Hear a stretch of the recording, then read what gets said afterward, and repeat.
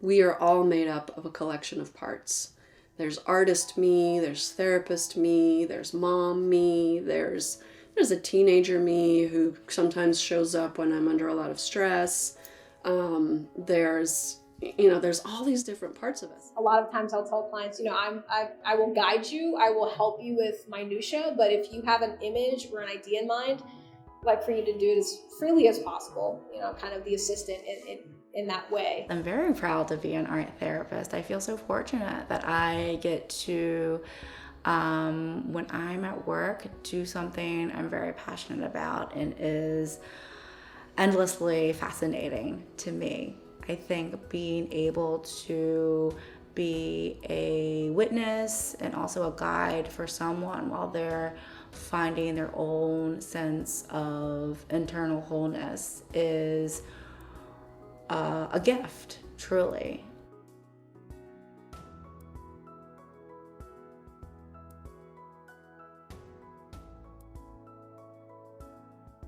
So in art therapy, a therapist meets with a client or a group of clients, and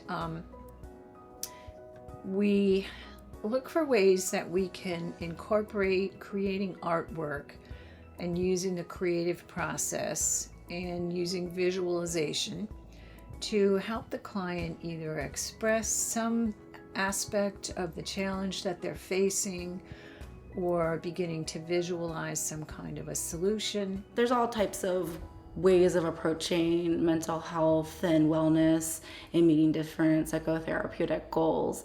What really sets art apart is using something kinesthetic to make a visual product that might have meaning by the maker, typically it does, but can also be viewed concretely by other people that is really the agent of change. When I work with people and we bring in the art, that's where the magic happens.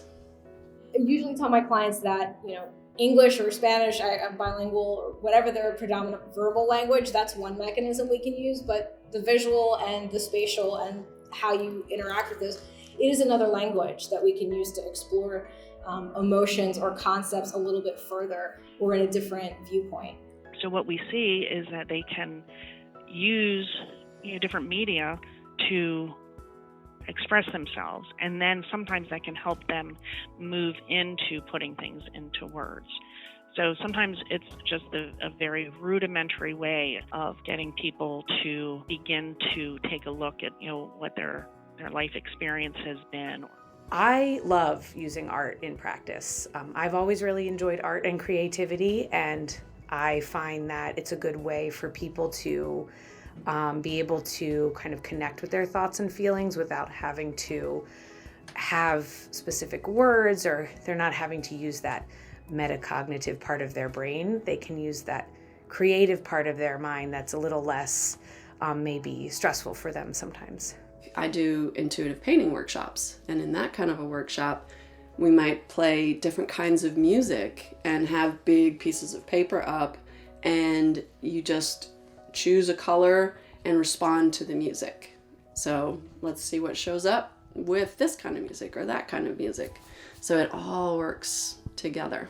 So when we say art therapist, we're talking about, in the state of Maryland, a licensed clinical professional art therapist. So that is limited to the visual arts. Not uncommon that an art therapist might incorporate some music, some dance and movement, some drama, role play, things of that nature.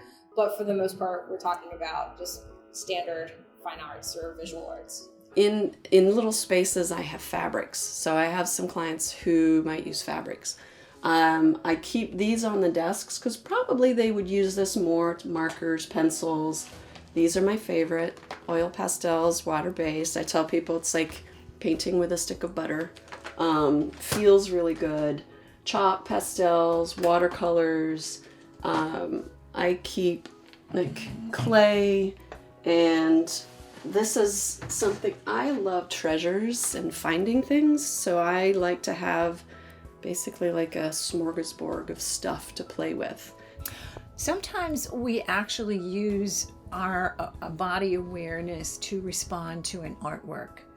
For example, there may be some sort of movement in the image, or a particular aspect of the image might be suggesting a gesture, and a client might stand and reflect on what their body might want to do in response to a work of art. One of the things that I do a lot actually is have people talk to their art, which sounds kind of interesting, but it's called a dialoguing process. And so you might create a piece of art and then imagine yourself having a conversation with the art, because the neat thing that happens in art making is often we might create something and not really be fully aware of what we've done and what we've made and what it means. And so when you give yourself permission to have a conversation, sometimes you come out with the most amazing things. It's not just arts and crafts, it's really a mental health profession. We're in a unique position where we get to use these other skills that other professions don't have. Something that we often practice is called the scribble technique. You have the person close their eyes and use their non-dominant hand and just scribble for maybe 10 seconds. Then you look at it and pre-associate to it any images that may come up. When you go to trainings, they usually make you work on yourself. That's kind of how that happens. And so, you feel the powerfulness of using a particular technique by doing it yourself. So I can remember one time she had us do like a scribble drawing, and then we had to kind of draw what we fill in different colors for how we were feeling, and I was able to kind of reflect on how that related to how I felt inside. I think the key in the magic of art therapy is that it bridges that which is not encrypted verbally, and then allows one to make the connections. So the idea of making art, it's a kinesthetic activity. It certainly can be very valuable as a therapeutic means by just making it by itself. It's very effective in getting folks to open up. It's very amazing when someone says, I was totally opposed to art therapy. I didn't even want to step foot in that art therapy room. And then they're like, this has been like life-changing. I think that art making can be really affirming to an individual. So someone who's really struggling with their sense of self, whether it's self-esteem or, peer relationships or body image concerns. I think it can be just so affirming to see something that you created, that you had the capacity to create that and that it's reflected back to you. So we work with what's going on in the brain, what's going on up here, and we bring in the body, and we bring in the art making.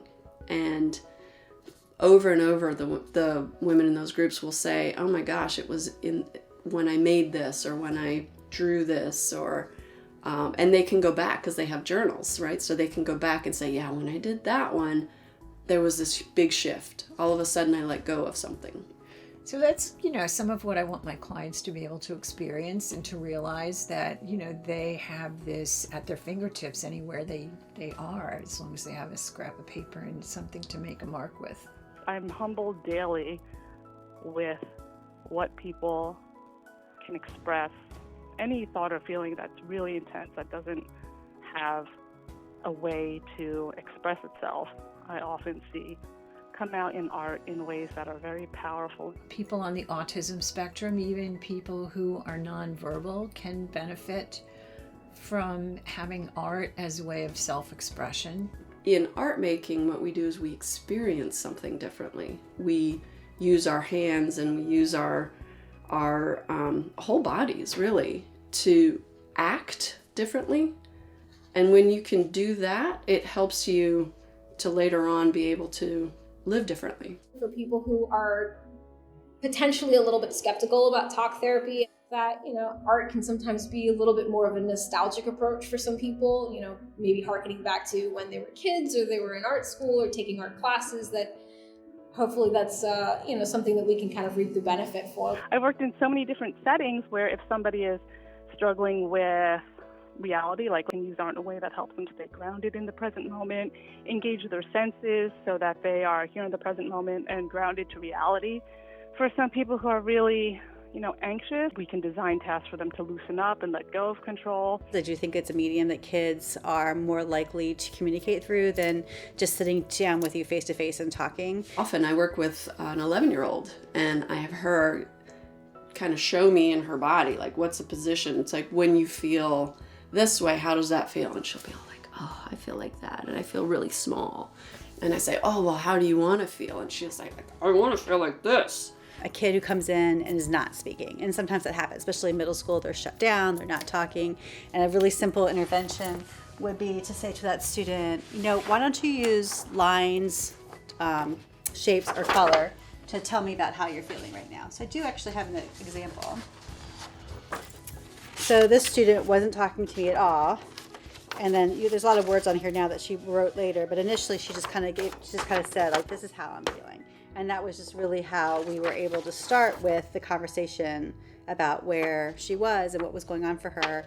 And initially, she just wrote all her answers to me. Even then, she didn't use words. But by the end of the conversation, she was talking to me about how she felt. But that initial, asking of what's going on, why are you here, was just too much for her. But art was a way that she could start to express how she felt. I do know some students who have found strategies in working with them that really work for them here, and they can take them home.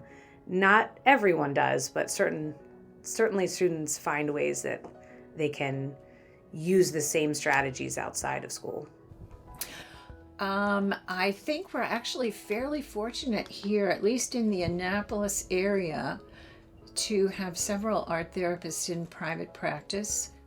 So there's about, according to the, in 2012, according to the Art Therapy Board Certification website, there were about 240 art therapists that either practiced or lived in the state of Maryland. The Shepherd Pratt system in Baltimore has a great, actually all creative arts. They have art therapy, music therapy, dance and movement therapy within the hospitals, because they recognize how helpful it is. When I came to the retreat about 2 years ago, I just had new, different, fresh ideas than the art therapists who had been there since the retreat had started. I think one of my primary goals in art therapy is to help someone feel safe and not judged, where they can express whatever they want to express.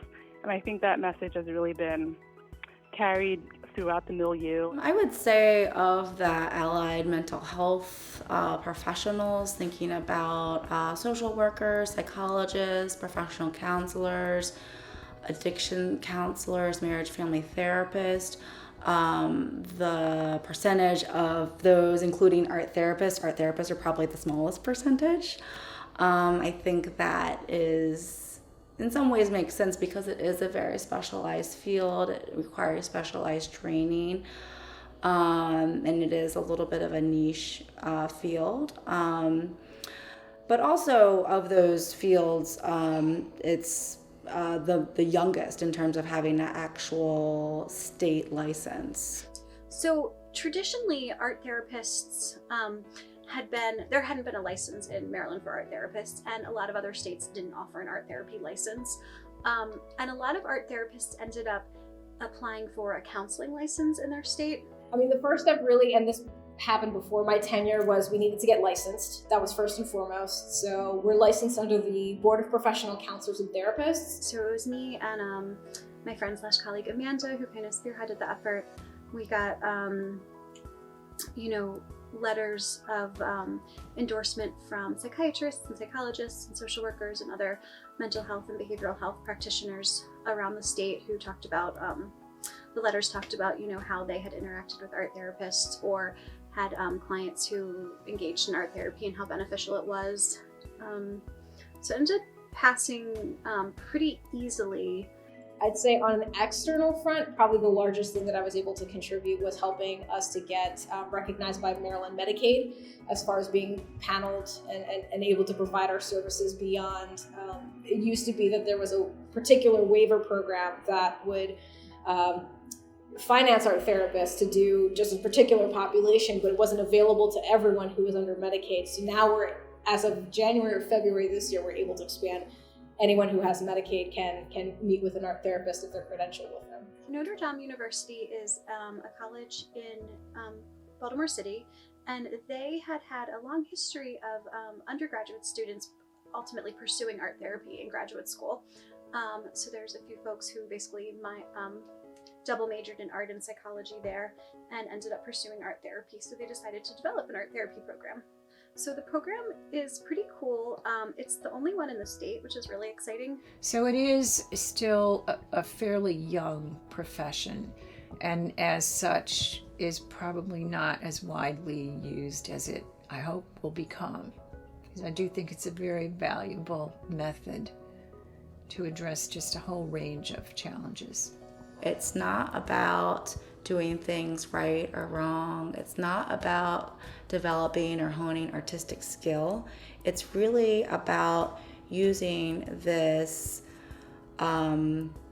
very old, we as human beings have been making art for hundreds and hundreds of years. This very old kind of universal way of communicating to find healing and to find meaning and to find awareness. It can be so accessible in terms of getting people to engage. Sometimes even mental health issues, being engaged in traditional talk therapy comes with a stigma, but being able to express yourself creatively can be a bridge to further therapy work if needed. I think art therapy is becoming, much more predominant in treating not just mental illness, but all kinds of different illnesses, and it's an outlet. It's a way to express. There is a real spark of joy for me in the privilege of getting to observe someone else's creative process, just to watch what it occurs to someone else to do with some kind of material and color and paper, cardboard, or clay, or whatever it is. And that is just a pretty awesome experience.